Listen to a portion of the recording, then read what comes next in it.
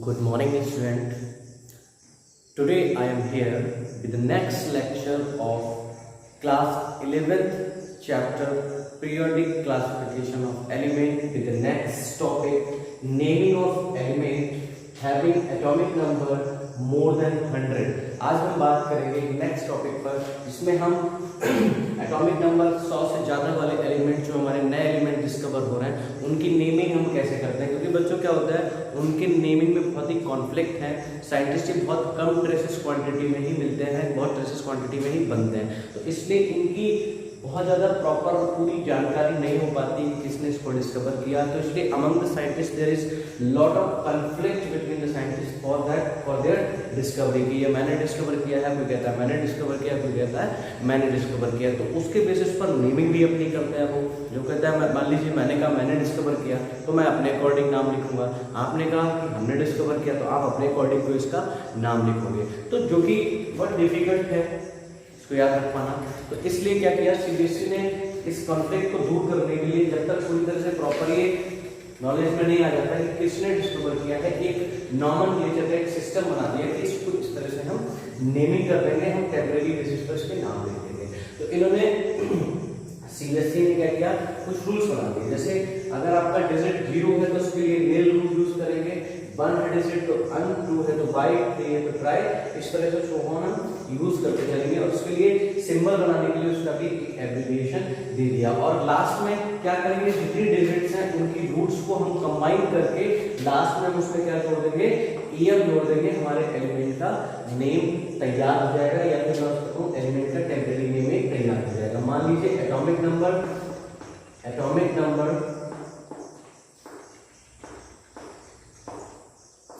100 का नाम लिखना है, एटॉमिक नंबर 100 का नाम लिखना है, तो मैं कैसे लिखूंगा, यहाँ पर 1 है और 2 क्या है 0 है, तो हम 1 के लिए क्या रूट यूज कर रहे हैं अन, प्लस 0 के लिए क्या यूज करते हैं नील, फिर से दूसरा 0 है आपका तो उसके लिए क्या यूज करेंगे निट, फिर हम लास्ट में क्या जोड़ देंगे ईएम।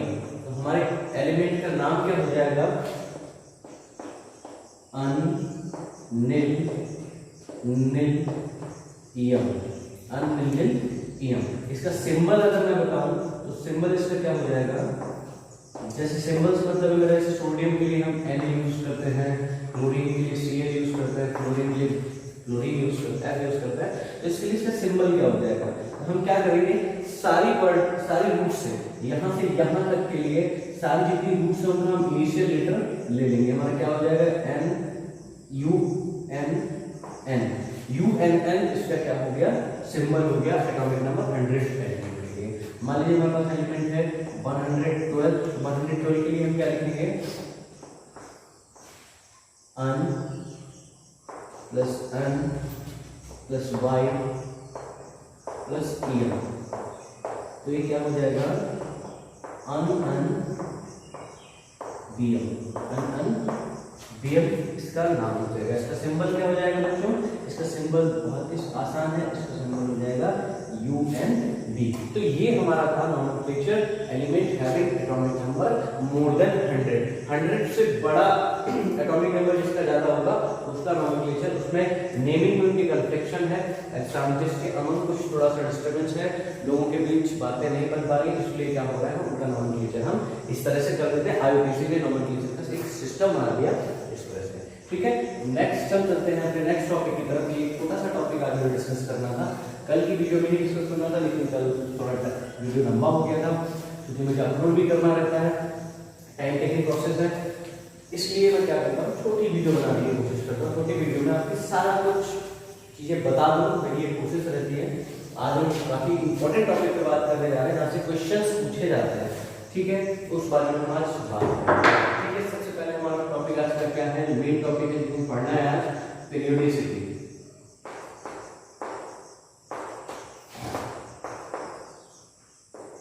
पीरियोडिसिटी के बारे में हम पहले भी बात कर चुके हैं। पीरियोडिसिटी क्या होती है, दैट ग्रेजुअल इंक्रीज और डिक्रीज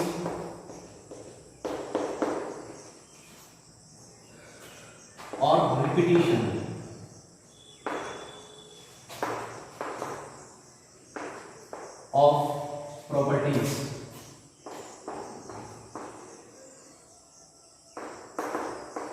ऑफ प्रॉपर्टीज। देखो बच्चों, प्रोडियोसिटी का मतलब होता है या तो हमारी प्रॉपर्टीज ग्रुप में या पीरियड में लेफ्ट टू राइट जाने पर अगर हमारी प्रॉपर्टीज इंक्रीज करें या फिर डिक्रीज करें या फिर उनका क्या हो, रिपीटिशन हो, एक रेगुलर इंटरवल के बाद रिपीटिशन हो, उस प्रॉपर्टी को हम क्या बोलते हैं, उस फिनोमेना को हम क्या बोलते हैं, पीरियोडिसिटी। मतलब I can say the gradual increase और ग्रेजुअल डिक्रीज और repetition of the chemical or physical properties after certain interval of atomic numbers is called as the periodicity, and these properties are called as the periodic properties. The properties which repeat or increase or decrease after certain interval of atomic number, this is known as periodic properties. periodic properties कहलाती है। इसमें आपकी कौन कौन से आती हैं, atomic size आता है, addition enthalpy आती है, इलेक्ट्रोनेगेटिविटी आती है, इलेक्ट्रॉनिक एंथैल्पी आती है। इस तरह से कई सारी प्रॉपर्टीज आपकी हैं जिसके बारे में हमें डिस्कस करना है। नेक्स्ट है हमारा cause of periodicity. Cause of periodicity, cause of periodicity, हमारी जो पीरियोडिसिटी है उसके पीछे रीजन क्या है। तो इस रीजन को समझने के लिए हमें सिंपल क्या करना पड़ेगा, किसी भी एलिमेंट, किसी भी ग्रुप का हम एक ग्रुप का हम आपको क्लासिफिकेशन इलेक्ट्रॉनिक क्लासिफिकेशन करके दिखाते हैं। Hydrogen, lithium, sodium, potassium, rubidium, caesium and francium. इसका एटॉमिक नंबर होता है 1, 3, 11, 19, 37, 55 एंड ये आपका होता है 35, 32, 87। ठीक है, इसका इलेक्ट्रॉनिक कॉन्फ़िगरेशन अगर मैं करूं तो उसका इलेक्ट्रॉनिक कॉन्फ़िगरेशन होता है 1s1। इसका इलेक्ट्रॉनिक कॉन्फ़िगरेशन होता है, मैं थोड़ा सा इसको शॉर्ट फॉर्म में लिखने की कोशिश कर रहा हूं। मैं नॉवल गैसेस के इलेक्ट्रॉनिक कॉन्फ़िगरेशन के साथ लिख रहा हूं। हीलियम 2s2, मतलब इससे सॉरी 2s1। मेरा ये लिखने का मतलब है कि इससे पहले हीलियम का इलेक्ट्रॉनिक कॉन्फ़िगरेशन है यहाँ पर। दूसरा आपका है neon 3s1, fourth organ 4s1, krypton 5s1, ज़ीनन 6s1, radon का है इलेक्ट्रॉनिक कॉन्फ़िगरेशन 7s1।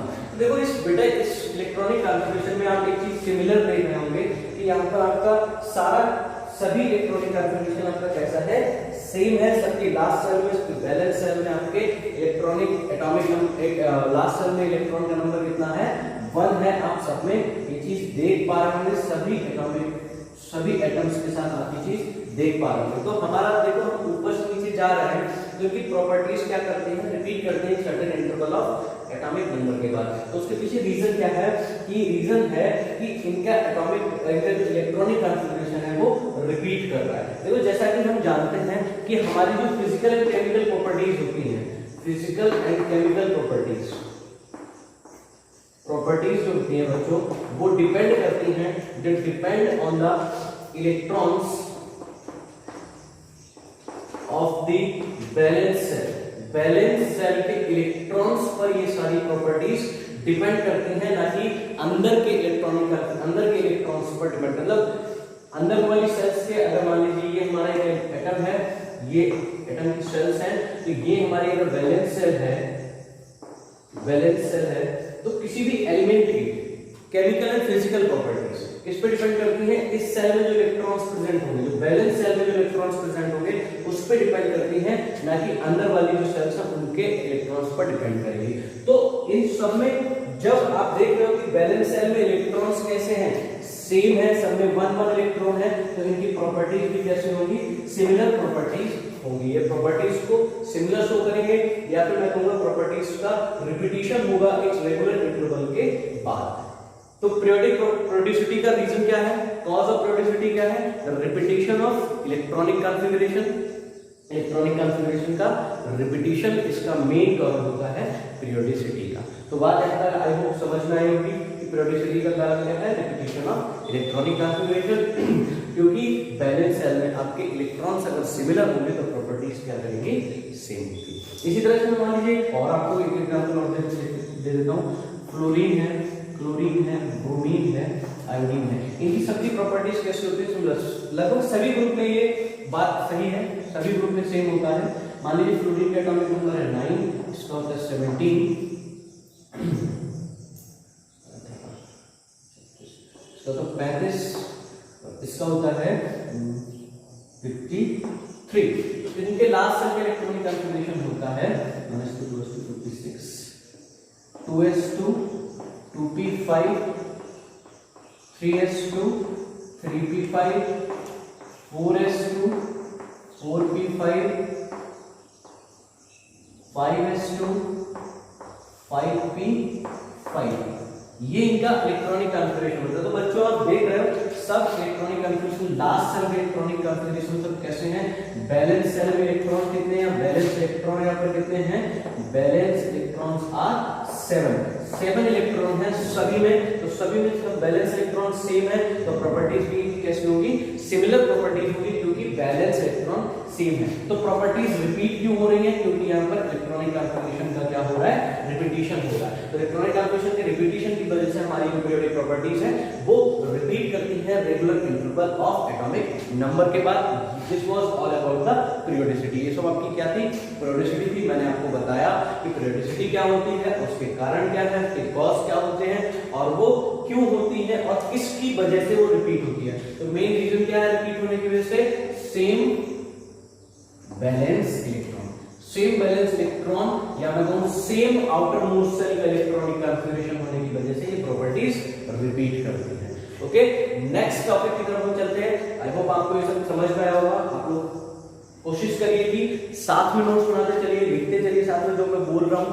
अगर नहीं लिख पा रहे हैं तो वीडियो को पॉज करके नोट्स बनाएं, नहीं बना सकते फिर भी तो आप इसको वीडियो को देखिए पूरा, बुक की हेल्प लीजिए और साथ में नोट्स बनाते चलिए, तभी इसका फायदा होगा। अदरवाइज आप वीडियो देखेंगे तुरंत चीज समझ में आएगी, लेकिन अगर आपके पास लिखी नहीं होगी तो आप भूल जाओगे। फिर से आपको दोबारा से या तो वीडियो देखना पड़ेगा या फिर आपको दोबारा से चीजें ढूंढनी पड़ेगी। इसलिए साथ साथ में लिखते चलिए, नोट्स बनाते चलिए, फायदा होगा, चीजें समझ में आएगी, लिखने से और चीजें समझ में आती हैं। ठीक है, तो इसके बाद हम चलते हैं अपनी पीरियोडिक प्रॉपर्टीज की तरफ। जो हमें पीरियोडिक प्रॉपर्टीज मेनली यहाँ पर डिस्कस करनी है। तो पहली पीरियोडिक प्रॉपर्टी हमारी है एटॉमिक रेडियस। एटॉमिक रेडियस हमको पहली प्रॉपर्टी अपनी डिस्कस करनी है, एटॉमिक रेडियस। एटॉमिक रेडियस के बारे में आप सब लोग क्लास 9 में भी आपने पढ़ा है कि कोई भी एटम है, क्लास 9 में आपने जो पढ़ा था उसके अकॉर्डिंग क्या था, कोई एटम है, उसके बाहर आपको सेल्स प्रेजेंट है। मैं पूरी सेल्स नहीं बता रहा हूँ, पूरा सर्कल नहीं बना रहा हूँ, तो इस तरह से बना रहा हूँ। ठीक है, कोई एटम है, उसके बाहर सेल्स पाई जाती है। तो distance between nucleus and outermost shell, nucleus और आउटर मोस्ट सेल के बीच के डिस्टेंस को ही हम क्या बोलते थे, एटॉमिक रेडियस बोलते थे। एटॉमिक रेडियस बोलते थे कि जो डिस्टेंस है हमारा न्यूक्लियस से और आउटर मोस्ट सेल के बीच का जो डिस्टेंस है उसको हम क्या बोलते हैं, एटॉमिक रेडियस बोलते हैं। लेकिन बच्चों अब तो हम बड़े हो गए हैं, क्लास 9 तक तो ये वीडियो ये बात ठीक थी, सही था जो बताया जा रहा था, मान लेते थे। लेकिन अब हम बड़े हो गए, हम जानने लगे हैं चीजों को। हमें पता है कि एक तो atom do not have, atom की कोई भी डू नॉट हैव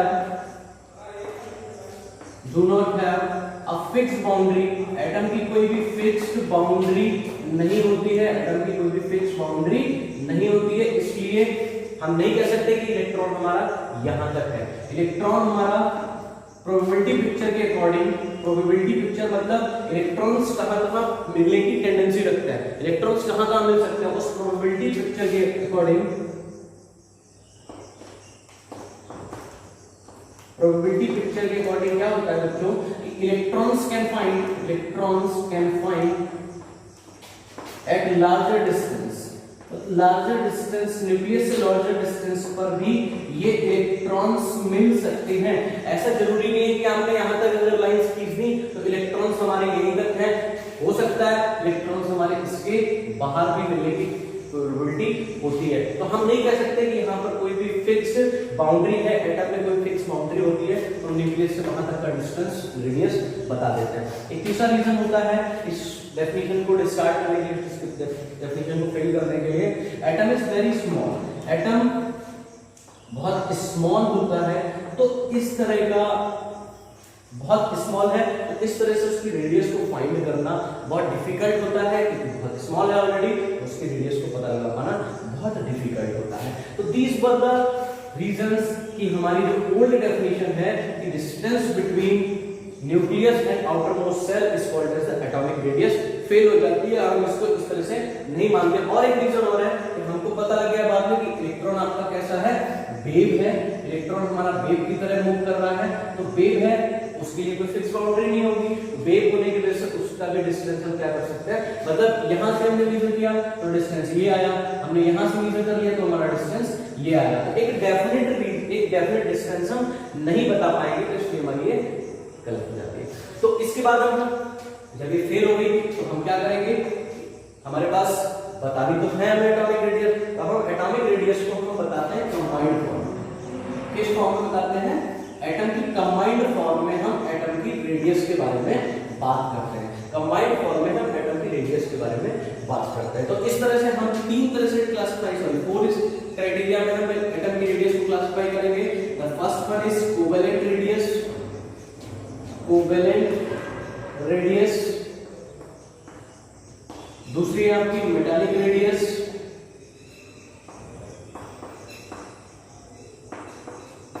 तीसरी है आपकी van der Waals radius, and the fourth one is ionic radius. हम एटम की रेडियस इंडिविजुअली, एक इंडिविजुअल एटम की रेडियस को हम नहीं बता सकते, क्योंकि ये सारे रीजंस हैं, और एटम को हम आइसोलेट नहीं कर सकते। किसी एक एटम को, हमें पता है एटम की property, atom do not exist independently, atom अकेला एग्जिस्ट नहीं करता, इंडिपेंडेंटली एग्जिस्ट नहीं करता, वो हमेशा दूसरे एटम के साथ ही मिलता है। बहुत छोटा होने की वजह से उसको हम आइसोलेट नहीं कर सकते, तो इसलिए हम क्या करते हैं, जो हमारी एटॉमिक रेडियस है उसको हम कंबाइंड फॉर्म में एक्सप्लेन करते हैं। पहली आपकी कौन सी है, covalent radius, metallic radius, van der Waals radius and ionic radius. हम इनके बारे में अलग अलग से पढ़ेंगे, इनको सेपरेटली हम डिस्कस करेंगे, उसके बाद हम आगे इनके वेरिएशंस के बारे में बात करेंगे कि इनका वेरिएशन कैसे होता है, ये पीरियोडिक टेबल में कैसे वेरी करते हैं, किसी ग्रुप में लेफ्ट टू राइट जाने पर, किसी ग्रुप में ऊपर से नीचे आने पर, टॉप से बॉटम जाने पर, या किसी पीरियड में along across the period left to right जाने पर क्या इन पर इफेक्ट पड़ता है, उस बारे में भी हम बात करेंगे। तो हमारी सबसे पहली कौन सी है, the first one is covalent radius. Covalent radius बच्चों क्या होती है, कोवेलेंट रेडियस हमारे पास मान लीजिए कोई एटम X है एंड बाई है, कोई एटम X है और कोई एटम बाई है। कोवेलेंट रेडियस मतलब कोई एटम कोवेलेंटली कंबाइंडेड है, कोई दो एटम है वो आपस में, कोई दो एटम सेम टाइप के एटम, या डिफरेंट टाइप के एटम भी हो सकते हैं, सेम टाइप के एटम भी हो सकते हैं। मान लीजिए हमने यहाँ पर कोई दो एटम XX लिए, सेम टाइप के दो एटम ले लिए और वो आपस में कोवेलेंटली बॉन्डेड है। और कोवेलेंटली बॉन्डेड हमें एटम पता है कैसे होते हैं, उनमें क्या हो रखा होता है, ओवरलैपिंग हुई होती है। तो ओवरलैपिंग हुई है इन एटम्स में और कोवेलेंटली बॉन्डेड है। कोवेलेंटली बॉन्डेड दो एटम्स हैं, इनकी अगर हमें रेडियस पता करनी है इस केस में, तो हम क्या करेंगे, इन दोनों के सेंटर्स के बीच, मान लीजिए एटम X है और ये भी एटम आपका क्या है, X है, इन दोनों एटम्स के सेंटर के डिस्टेंस का हाफ, इन दोनों एटम्स के सेंटर्स के डिस्टेंस का हाफ आपका क्या कहलाता है, एटॉमिक रेडियस कहलाता है। इन दोनों एटम्स के सेंटर का हाफ क्या कहलाएगा आपका, एटॉमिक रेडियस। इसको क्या बोलते हैं, आर कोवेलेंट। क्या बोलते हैं, आर कोवेलेंट, मतलब कोवेलेंट रेडियस आपकी ये कहलाती है, आर कोवेलेंट। इसको हम किस तरह से क्लासिफाई कर सकते हैं, ये आपका डिस्टेंस क्या हो गया, ये आपका हो जाता है, इस डिस्टेंस को हम बोलेंगे इंटर एटॉमिक डिस्टेंस, इसको हम dxx भी लिख सकते हैं। तो R कोवेलेंट हमारी क्या हो जाएगी, R covalent is equal to dxx upon 2, ये हमारी क्या हो जाती है R कोवेलेंट। मतलब दोनों न्यूक्लियस के कोवेलेंटली कंबाइंडेड एटम्स के न्यूक्लियस के बीच के डिस्टेंस का आधा क्या कहलाता है, आपका कोवेलेंट रेडियस कहलाता है। तो हम इसको डिफाइन कैसे कर सकते हैं, the 1/2 of the distance between the nucleus of two covalently combined atom is known as the covalent radius। कोई दो एटम्स हैं covalently combined हैं, उनके बीच का डिस्टेंस आपका क्या कहलाता है, उनके बीच के डिस्टेंस का हाफ क्या कहलाता है, कोवेलेंट रेडियस कहलाता है। तो ये हो गया आपका कोवेलेंट रेडियस। यहां पर कोवेलेंट रेडियस की एक और चीज मैं आपको बता देता हूं, अगर एटम डिफरेंट है, एटम्स आर डिफरेंट, अभी तो हमने सिमिलर एटम्स पढ़ लिए, अगर एटम्स आपके डिफरेंट है तो डिफरेंट केस में भी क्या होगा, इलेक्ट्रोनेगेटिविटी, अगर इलेक्ट्रोनेगेटिविटी सेम है, अगर इलेक्ट्रोनेगेटिविटी सेम है, मान लीजिए कोई हमारा कंपाउंड है CH4 की बात कर रहे हैं, तो कार्बन और हाइड्रोजन की यहाँ पर इलेक्ट्रोनेगेटिविटी कैसे होती है, सेम होती है। तो मुझसे कोई पूछ ले कि इस केस में कार्बन और हाइड्रोजन की एटॉमिक रेडियस क्या होगी, तो उसको हम सिंपली बता सकते हैं इस तरह से ही, सेम फार्मूला लगा करके। मान लीजिए दोनों की इलेक्ट्रोनेगेटिविटी सेम है, तब तो हम इसको डिफाइन कर सकते हैं इसी फार्मूले के साथ, half of the distance between the to nucleus. मतलब इसको हम, ये हमारी R कोवेलेंट हो जाएगी, तो इसको हम R कोवेलेंट को यहां से हम डिफाइन कर सकते हैं सिंपली, ये मान लीजिए A एटम है और यहाँ का B एटम है, तो इसको हम DAB/2 से क्लास डिफाइन कर सकते हैं। इसको सिंपल तरीका है इसको डिफाइन करने के लिए। लेकिन अगर इलेक्ट्रोनेगेटिविटी डिफरेंट है, इलेक्ट्रोनेगेटिविटी डिफरेंट है, तो उस केस में हम क्या करेंगे, उस केस में हमें क्या करना है,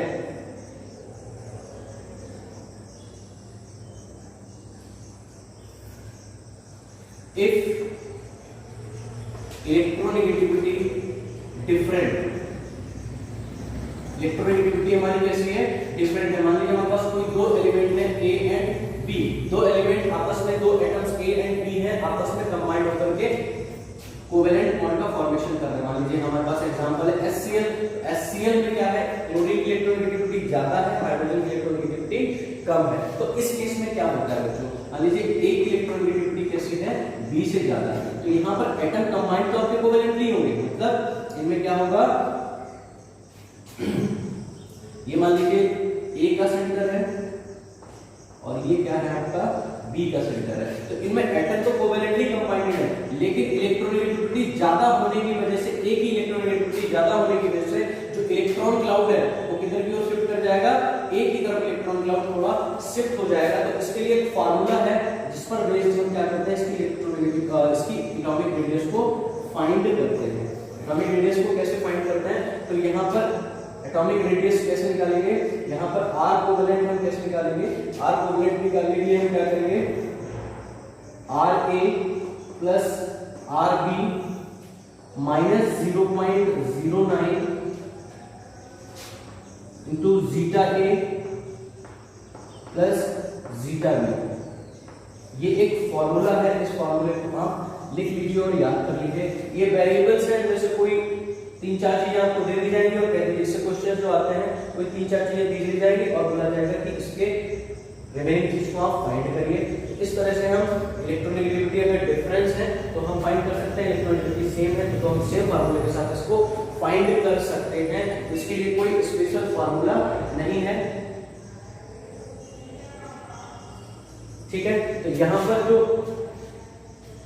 डी, एक चीज यहाँ पर मैं छूट गया था, यहाँ पर जो DADB होगा, DADB इज इक्वल्स टू हो जाएगा DRA प्लस RB। यहाँ पर ये दो एक फार्मूला हो जाएगा, इनमें से किसी दो चीजों को दे रखा रहेगा, तीसरी को आप फाइंड कर सकते हैं, ठीक है। तो this was all about the covalent radius. Covalent radius क्या होती है, the distance between the half of the distance between two covalently combined atoms. मतलब सेंटर्स के बीच में डिस्टेंस जो है उसका आधा covalently combined atoms. This was all about the covalent radius.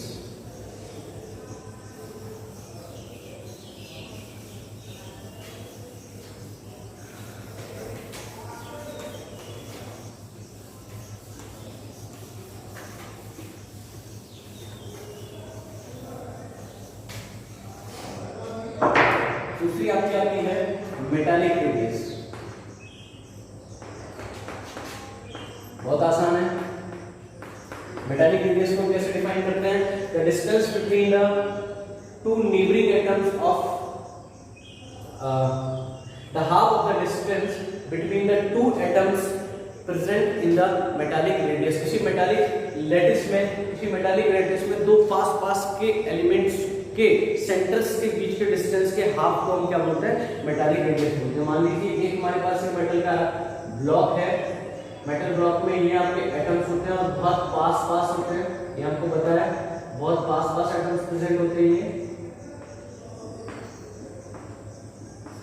इसको इंग्लिश जस्ट लाइक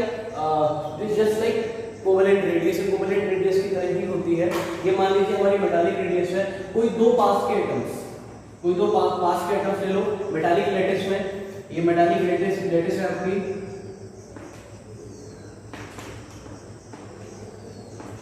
कोई मेटालिक लैटिस है, उसमें पास के दो एटम्स के डिस्टेंस का हाफ, ये मान लीजिए पास के दो एटम्स है और उनके डिस्टेंस के हाफ को हम क्या बोलते हैं? R metallic. बात समझ में आएगी? कोई मेटालिक लैटिस है, उसके दो एटम्स, दो नीबरिंग एटम्स के सेंटर्स के डिस्टेंस का हाफ ही आपका क्या कहलाता है? मेटालिक रेडियस कहलाता है। तो ये मेटालिक रेडियस किसके लिए डिफाइन होती है? It is defined for all the metals. ये मेटल्स के लिए डिफाइन होती है। जितनी भी हमारी मेटल्स है उनके लिए हम क्या करते हैं? मेटालिक रेडियस को डिफाइन करते हैं।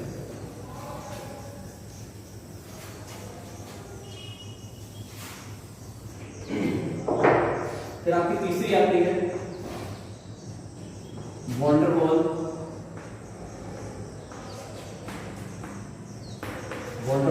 Radius.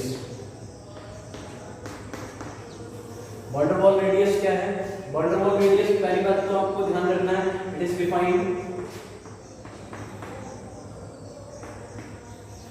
Defined for noble gases.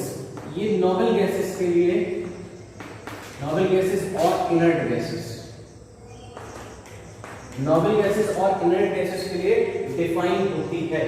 Von der Waals radius के तो हमको पता है वॉन डेर वाल्स फोर्सेस क्या होते हैं। Van der Waals forces are weak forces which are acting between the molecules के बीच में लगने वाले फोर्स को हम क्या बोलते हैं? वॉन डेर वाल्स फोर्सेस बोलते हैं। तो इसीलिए वहां पर जो रेडियस होगी उसको हम क्या बोलते हैं? Van der Waals radius. मतलब मॉलिक्यूल्स के नीबरिंग एटम्स के बीच में के डिस्टेंस के हाफ को हम क्या बोलते हैं? वॉन डेर वाल्स रेडियस बोलते हैं। तो वॉन डेर वाल्स जो फोर्सेस होते हैं वो आपके क्या होते हैं? इंटरमॉलिक्यूलर फोर्सेस को ही हम क्या बोलते हैं? वॉन डेर वाल्स फोर्सेस बोलते हैं। मान लीजिए हमारे पास कोई मॉलिक्यूल है, 2H2 के मॉलिक्यूल है, H2 के 2 मॉलिक्यूल्स हैं, हाइड्रोजन के 2 मॉलिक्यूल्स हैं हमारे पास। मान लीजिए हाइड्रोजन के 2 मॉलिक्यूल्स हैं, तो उनको हम यहाँ पर थोड़ा सा ड्रॉ करते हैं। ये मान लीजिए एक हाइड्रोजन का मॉलिक्यूल है और ये यहाँ पे एक दूसरा हाइड्रोजन का मॉलिक्यूल है। ये मान लीजिए हमारा यहाँ पर तीसरा हाइड्रोजन का मॉलिक्यूल प्रेजेंट है हमारे पास।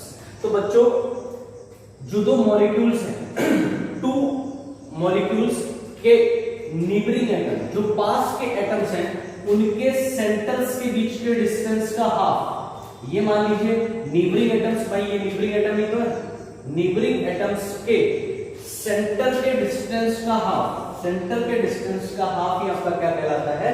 वॉन डेर वाल्स रेडियस कहलाता है। तो वॉन डेर वाल्स रेडियस हमारी क्या होगी? This is R van der Waals radius. इसको हम कैसे डिफाइन करेंगे? R van der Waals. ये हमारी क्या हो जाती है? R van der Waals. इसी तरह से यहाँ पर भी हम देखिए, ये हमारे 2 नीबरिंग एटम्स के सेंटर का डिस्टेंस है और इसके हाफ को ही हम क्या बोलते हैं? वॉन डेर वाल्स रेडियस बोलते हैं। ये आपकी हो जाती है आर वंडरवॉल हो जाती है। उसी तरह से इसको भी मैं अगर मैच कर दूं तो दिस डिस्टेंस का हाफ ये आपका क्या कहलाता है, आर वंडरवॉल कहलाता है। तो इस डिस्टेंस को हम क्या बोलेंगे, आर वंडरवॉल, मतलब वंडरवॉल रेडियस आपकी ये है। तो इतनी बात समझ में आती है। It is defined for molecule, molecules के बारे में ही जब हम बात कर रहे होते हैं तब हम इसको डिफाइन करते हैं। इनर्ट गैसेस के बारे में हम बात करते हैं, नॉर्मल गैसेस के लिए आपकी डिफाइन होती है। सिंपल एटम के लिए या मैं कहूँ एक सिंपल मॉलिक्यूल के बारे में हम जब बात कर रहे हैं, केवल अगर हमें इसके बारे में बात करनी है, एक सिंगल मॉलिक्यूल की रेडियस बतानी है, तो हम आर कोवेलेंट के साथ जाएंगे, कोवेलेंट रेडियस के बारे में बात करेंगे। लेकिन अगर हमें दो मॉलिक्यूल्स की रेडियस बतानी है, किसी मॉलिक्यूल में एटम की रेडियस बतानी है, तो हमें क्या करना पड़ेगा, आर वंडरवॉल के साथ जाना पड़ेगा, आर वंडरवॉल को एक्सप्लेन करना पड़ेगा।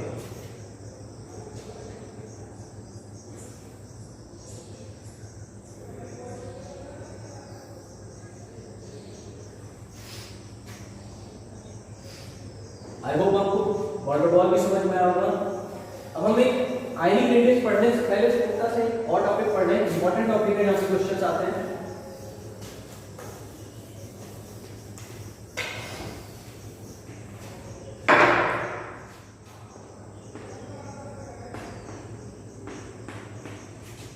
Variation of atomic radius,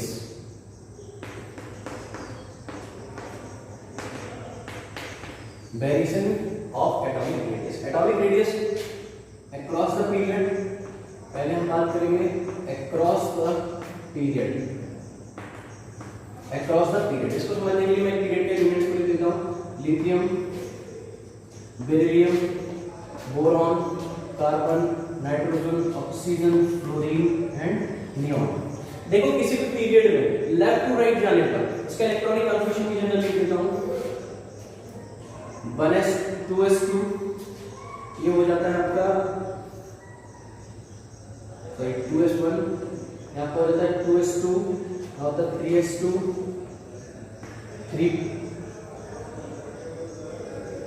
4s2,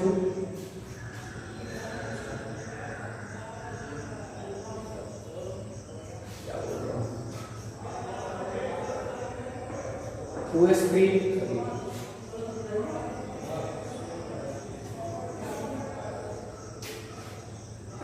2s2, 2p1, 2s2, 2p2, 2s2, 2p3, 2s2, 2p4, 2s2, 2p5, 2s2, 2p6।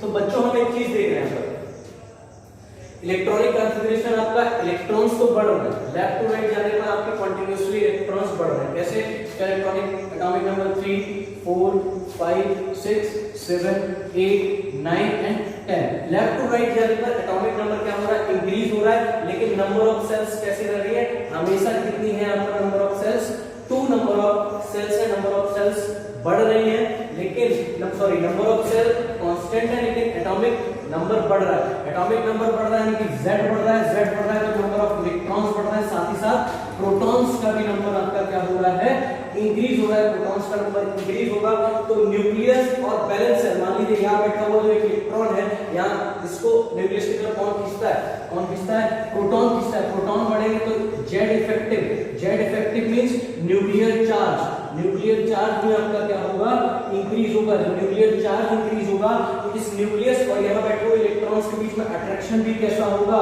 High होगा। जब इलेक्ट्रॉन के बीच में और न्यूक्लियस के बीच में अट्रैक्शन हाई होगा तो लेफ्ट टू राइट जाने पर, लेफ्ट टू राइट मूव करने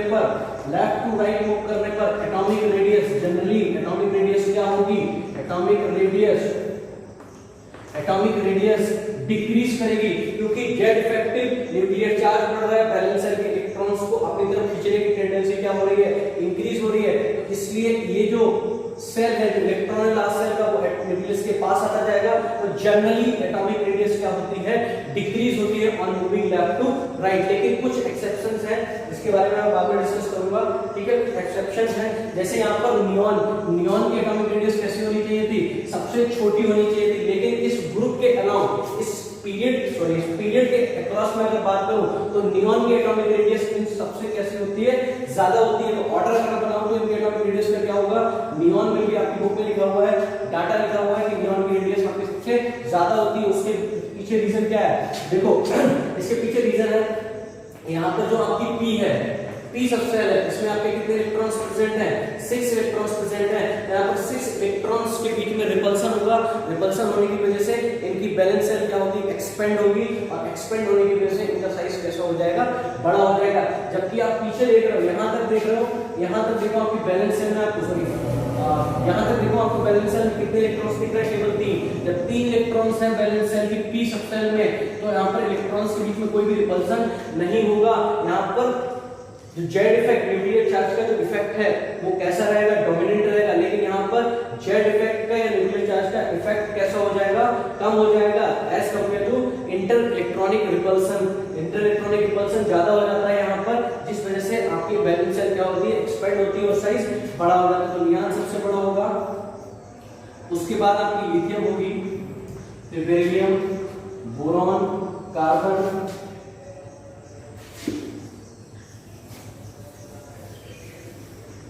boron, carbon, nitrogen, oxygen, fluorine, ये होता है आपका। तो यहाँ पर भी एक चीज, एक छोटा सा एक्सेप्शन है, यहाँ पर बोरॉन के बाद कार्बन आता है, कार्बन के बाद ऑक्सीजन, ऑक्सीजन के बाद फ्लोरीन, फिर आपका आता है नाइट्रोजन।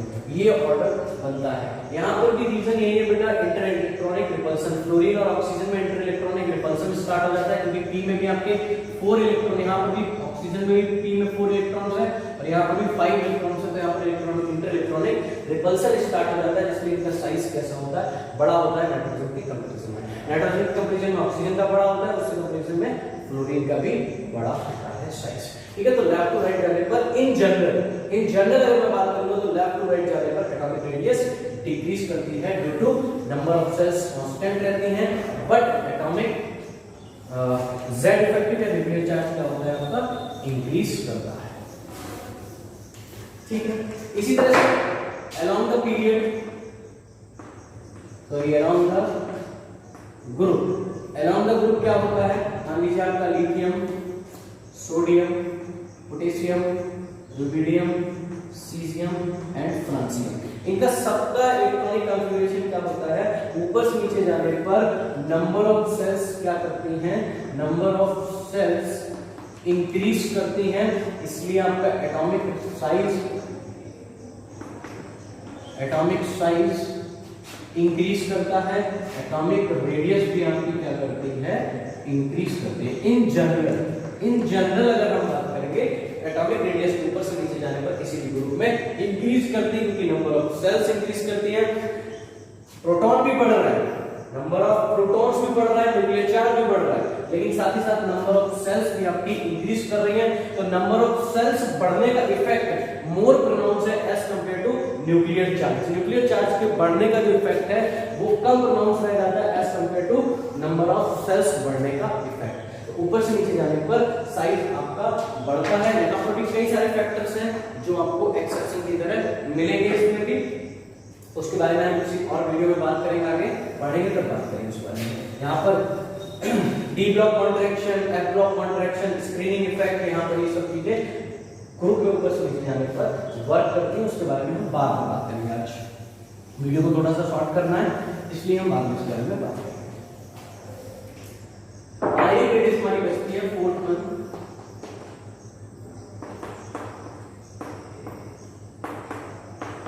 आयनिक रेडियस, कोई भी एटम है, अगर उससे एक इलेक्ट्रॉन को रिलीज कर दे तो वो एक इलेक्ट्रॉन रिलीज कर देता है तो वो क्या बन जाता है, आपका कैटायन बन जाता है।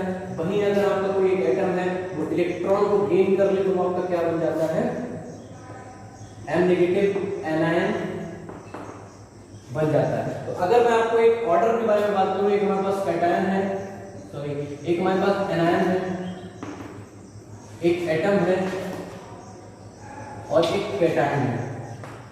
अगर मैं इनके ऑर्डर की बात करूं तो हमेशा एक चीज ध्यान रखना बेटा, यहां से इलेक्ट्रॉन निकल गया है, जो ये m है इससे क्या हुआ, एक इलेक्ट्रॉन निकल गया। मान लीजिए यहाँ पर एक इलेक्ट्रॉन बैठा था, वही इलेक्ट्रॉन इसने क्या किया, रिलीज कर दिया। तो अब ये किसमें कन्वर्ट हो गया, इसके पास सिर्फ 2 सेल्स रहेगी। तो सेल्स कम होगी, रेडियस भी यहाँ की क्या हो जाएगी, डिक्रीज हो जाएगी। रेडियस भी क्या होगी, डिक्रीज होगी। वहीं यहाँ पर क्या होगा, अगर मान लीजिए यहाँ पर सेल है, 2 सेल्स 3 सेल्स थी और यहाँ पर इलेक्ट्रॉन्स पूरी तरह से फिल थे और एक और एक्स्ट्रा इलेक्ट्रॉन आ गया, तो वहां पर क्या होगा, एक सेल और इंक्रीज कर जाएगी। जब एक सेल और इंक्रीज कर गई तो रेडियस भी आपकी क्या होगी, इंक्रीज करेगी। तो मैं अगर इस एनायन एटम और कैटायन में रेडियस की बात करूं तो एनायन की रेडियस सबसे बड़ी होती है, उससे छोटी कैटायन की, और सबसे छोटी रेडियस किसकी होती है, कैटायन की। अगर मैं बात करूं आपसे, मान लीजिए एक ऑक्सीजन एटम है, एक O+ है और O नेगेटिव है। अगर इसकी मैं एटॉमिक रेडियस के ऑर्डर की बात करूं तो सबसे ज्यादा किसकी होगी एटॉमिक रेडियस, और ऑक्सीजन नेगेटिव की, फिर होगी ऑक्सीजन की, और फिर होगी O पॉजिटिव की। तो this was all about the ionic radius. ठीक है, यहाँ तक वीडियो हमारी आज की। तो बच्चों ये हमारी एटॉमिक रेडियस के बारे में हमने आज डिस्कस कर लिया। इसको हम पूरा पढ़ेंगे, साथ में नोट्स बनाते चलेंगे। और अगर आपको चीजें समझ में आई हो तो कमेंट करके जरूर बताइएगा कि चीजें आपको समझ में आई। ठीक है, नोट करिए। आपको चैनल अगर पसंद आ रहा है तो उसको लाइक करिए, सब्सक्राइब करिए और अपने दोस्तों को साथ शेयर करिए, ताकि इस चैनल को ज्यादा से ज्यादा लोग इसको देख पाए, ज्यादा से ज्यादा लोगों का फायदा हो। Thank you so much.